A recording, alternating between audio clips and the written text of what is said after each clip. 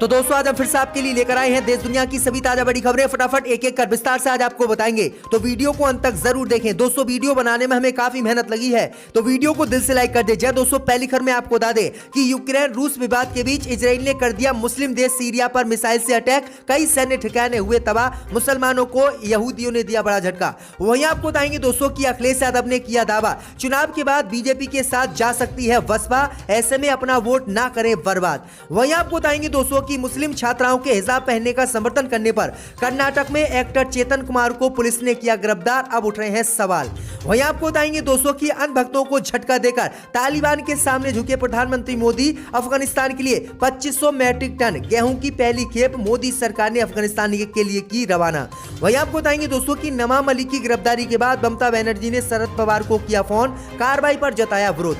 वहीं आपको बताएं दोस्तों की राहुल गांधी ने किया ऐलान, तमिलनाडु में कभी नहीं जीतेगी बीजेपी पार्टी। तो दोस्तों सभी खबरों को आपको एक एक कर बताने वाले हैं। वीडियो को लाइक कर चैनल को सब्सक्राइब कर दें और हमें कमेंट में बताएं कि आपके जिले किस राज्य से हमारी खबरों को देख रहे हैं। इसी बीच बढ़ते दोस्तों अगली खबर की ओर, तो रूस यूक्रेन विवाद के बीच इजराइल ने कर दिया मुस्लिम देश सीरिया पर मिसाइल से अटैक, कई सैन्य ठिकाने हुए तबाह, मुसलमानों को झटका।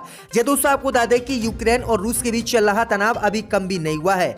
इधर इजराइल ने मुस्लिम देश सीरिया पर मिसाइल से हमला कर दिया है।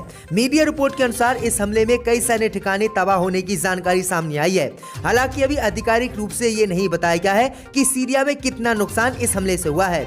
स्टेट टीवी ने एक अज्ञात सीरियाई सैन्य अधिकारी के हवाले से कहा है कि मिसाइलों को सीरिया के इजराइल के कब्जे वाले गोलन से दागा गया था। इसके अलावा पास के शहर कुन्नेत्रा के आसपास के इलाकों में हमला किया गया था। इसमें कहा गया है कि आधी रात के तुरंत बाद हुए हमले में सैन्य ठिकाने तबाह हुए हैं, लेकिन अभी तक कोई हताहत नहीं हुआ है। तो ये बड़ी अपनी टाइट दोस्तों की लगातार यहूदी देश इजराइल मुसलमानों पर अत्याचार कर रहा है, चाहे वह फिलिस्तीन के हो या फिर अड़ोस पड़ोस के। और इजराइल ने अब किस तरह से मुस्लिम देश सीरिया पर मिसाइल से हमला कर दिया है, आपकी क्या राय इस खबर पे हमें कमेंट में जरूर बताएं। इसी बीच पर तो दोस्तों अगली खबर की ओर, तो उत्तर प्रदेश में चुनाव खत्म होने के बाद बीजेपी से गठबंधन करेंगी मायावती, अखिलेश यादव ने किया दावा। दोस्तों आपको बता दें ये बड़ी खबर सामने निकल कर आई दोस्तों की समाजवादी पार्टी के प्रमुख अखिलेश यादव ने सोमवार को कहा है कि बहुजन समाज पार्टी चुनाव के बाद भाजपा का साथ दे सकती है और बीजेपी से मायावती गठबंधन कर सकती है। ऐसे में जनता अपना वोट बर्बाद बीएसपी को देकर ना करे। अखिलेश यादव ने कहा है कि अगर आप बसपा को वोट देते हैं तो समझो कि आप बीजेपी को वोट दे रहे हैं, क्योंकि मायावती के बयानों से साफ लग रहा है कि बीजेपी के साथ मायावती चुनाव के बाद गठबंधन कर सकती है। तो ये बड़ी अपडेट आई दोस्तों कि अखिलेश यादव ने ये बड़ा दावा किया है, आपकी क्या राय इस खबर पे हमें कमेंट में जरूर बताएं। इसी बीच पर तो दोस्तों अगली खबर की ओर, तो कर्नाटक में मुस्लिम लड़कियों के हिजाब पहनने के समर्थन करने पर एक्टर चेतन कुमार को पुलिस ने किया गिरफ्तार। दोस्तों आपको बता दें कि हिजाब पर ट्वीट के चलते फिल्म अभिनेता और मानव अधिकार एक्टिविस्ट चेतन कुमार को कर्नाटक पुलिस ने गिरफ्तार कर लिया है। चेतन कुमार ने कर्नाटक में चल रहे मौजूदा हिजाब विवाद और जस्टिस कृष्णा दीक्षित को लेकर टिप्पणी की थी। दरअसल आपको बता दें कि जस्टिस कृष्णा दीक्षित वही जज हैं जो हिजाब विवाद पर कर्नाटक हाईकोर्ट में सुनवाई कर रहे हैं। एक्टर चेतन कुमार ने कहा है कि इन्होंने लड़कियों के साथ बलात्कार किया था और एक बलात्कारी हिजाब विवाद पर किस तरह से सुनवाई कर रहा है। क्या लड़कियों को हिजाब विवाद पर इंसाफ ये रेपिस्ट हमें दे सकता है। वहीं आपको बता दें कि उनकी इसी टिप्पणी को लेकर कर्नाटक पुलिस ने उनके खिलाफ एफआईआर दर्ज की और एक्टर चेतन कुमार को गिरफ्तार कर लिया। दरअसल आपको बता दें कि चेतन कुमार ने खुलकर मुस्लिम छात्राओं के हिजाब पहनने का समर्थन किया था। उन्होंने कहा कि भारत आजाद है और भारत में अपनी मनमर्जी से सबको हर कोई चीज पहनने की इजाजत है, इसलिए अगर कोई सरकार रोक लगाती है तो बिल्कुल गलत है। इसी के बाद इनको गिरफ्तार किया गया है। तो ये बड़ी अपडेट आ रही दोस्तों। इसी बीच पर तो दोस्तों अगली खबर की ओर, तो राहुल गांधी ने किया ऐलान, तमिलनाडु में कभी नहीं जीतेगी बीजेपी। दोस्तों आपको बता दें कि तमिलनाडु के निकाय चुनाव में मिली बढ़त के बाद भारतीय जनता पार्टी के हौसले 7वें आसमान पर हैं। हालिया प्रदर्शन के बाद भाजपा ने कांग्रेस के पूर्व राष्ट्रीय अध्यक्ष राहुल गांधी पर हमला बोलते हुए तंज कसा। दरअसल आपको बता दें कि राहुल गांधी ने संसद में दिए गए अपने भाषण में कहा था कि तमिलनाडु में भाजपा कभी भी शासन नहीं कर सकती। उनके इस बयान की याद दिलाते हुए भाजपा ने अब पलटवार किया है। दरअसल आपको बता दें कि निकाय चुनाव में बीजेपी को बढ़त तो मिली, लेकिन बीजेपी तमिलनाडु में बुरी तरह से हारी और डीएमके कांग्रेस गठबंधन को सबसे ज्यादा सीटें मिली। तो ये बड़ी अपडेट आ रही है। तो दोस्तों अगली खबर की ओर, तो तालिबान के सामने मोदी ने टेके घुटने, अफगानिस्तान के लिए 2500 मैट्रिक टन मोदी ने भेजा गेहूं। दोस्तों आपको बता दें ये बड़ी खबर सामने निकल कर आई दोस्तों की अन्य भक्तों को झटका देते हुए प्रधानमंत्री मोदी ने तालिबानियों को आज अपना समर्थन दिया है। दरअसल आपको बता दें कि जो देश में बैठकर बीजेपी के नेता तालिबान को आतंकवादी संगठन संगठन बता रहे थे और आतंकवादी संगठन का ही अब मोदी सरकार ने भी समर्थन किया है।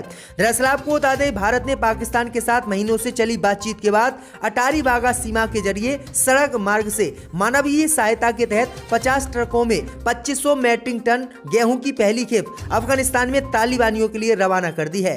22 फरवरी को अमृतसर में एक समारोह में सड़क मार्ग से पाकिस्तान के रास्ते अफगानिस्तान के लिए मानवीय सहायता के तहत 50 ट्रकों में 2500 मैट्रिक टन गेहूं की पहली खेप रवाना की गई है।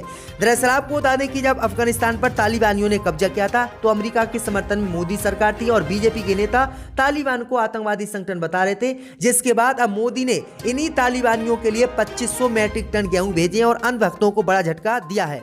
इसी बीच पर तो दोस्तों अगली खबर की ओर, तो परिवार ने ही धोखा दे दिया, चुनाव में मिला महज एक वोट, छलका बीजेपी उम्मीदवार का दर्द।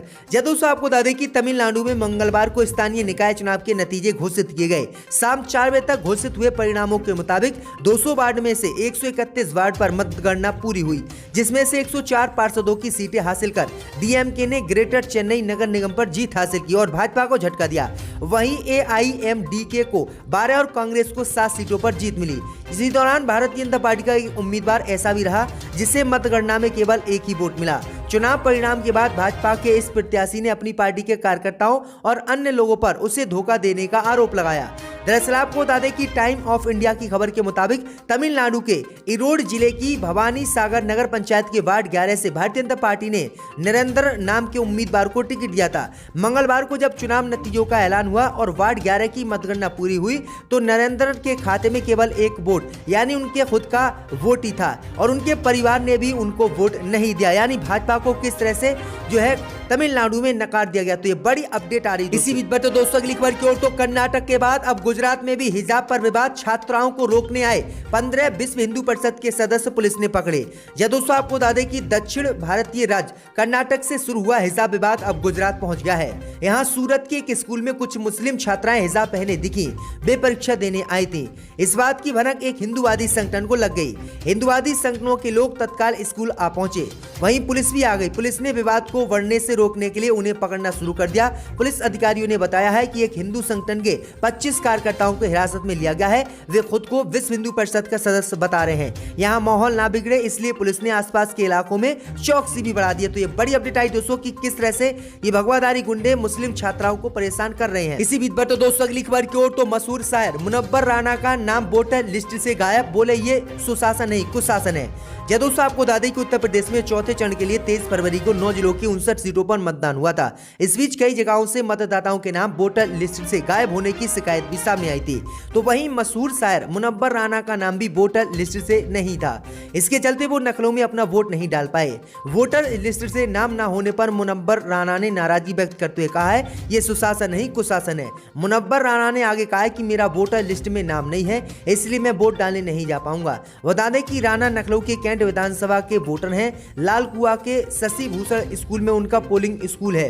मीडिया से बात करते हुए राणा ने कहा कि पिछली बार मेरा वोट था, मैं इल्जाम नहीं लगाऊंगा कि मेरा वोट जानबूझकर काट दिया, लेकिन मेरा वोट न आने से अंदाजा लगाया जा सकता है कि ये सुशासन नहीं कुशासन है। वंत इंतजामी की वजह से ही हमारा पर्चा हमारे पास नहीं आया और हम वोट नहीं डाल सके। उन्होंने कहा कि आज हमारा वोट काटा गया है, कल हमारी गर्दन भी ये लोग काट सकते हैं। इसी बीच पर तो दोस्तों अगली खबर की ओर, तो नवाब मलिक की गिरफ्तारी के बाद ममता ने शरद पवार को किया फोन, कार्रवाई पर जताया विरोध। दोस्तों आपको बता दें कि एनसीपी नेता नवाब मलिक को ईडी ने पूछताछ के बाद बुधवार को गिरफ्तार कर लिया। इस गिरफ्तारी के बाद महाराष्ट्र की राजनीति में भूचाल आ गया है। नवाब मलिक की गिरफ्तारी के बाद हर तरफ से प्रतिक्रियाएं सामने आ रही हैं। एनसीपी, कांग्रेस, शिवसेना ने ईडी की कार्रवाई को लेकर केंद्र सरकार पर हमला बोला है। अब इस मामले में बंगाल की मुख्यमंत्री ममता बनर्जी की भी एंट्री हो गई है। ममता बनर्जी ने एनसीपी चीफ शरद पवार को फोन किया है। पश्चिम बंगाल की सीएम ममता बनर्जी ने शरद पवार को फोन करके नवाब मलिक की गिरफ्तारी का विरोध किया है। केंद्र की बीजेपी सरकार के खिलाफ एकजुट होकर मुकाबला करने की बात कही है।